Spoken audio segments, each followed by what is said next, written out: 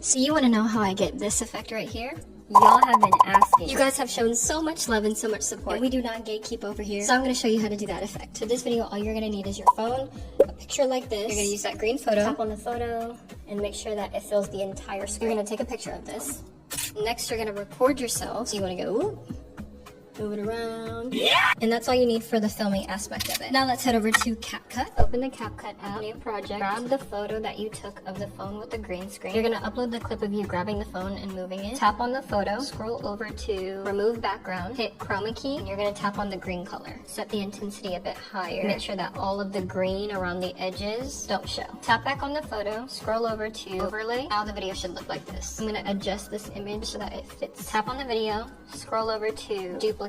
Tap on the video you just duplicated, select overlay, and move that all the way to the front. For the overlaid video that you just duplicated, just scroll over to remove background. You're gonna tap on custom removal, tap the brush, and cut out just the hand. Scroll over to when you pick up the phone, cut out the arm, and it should look something like this. Once you're done, you're gonna click on the photo, add a keyframe where you start to pick the phone up, and add another keyframe right before you pick the phone up. Then you're gonna zoom all the way in, and you're done.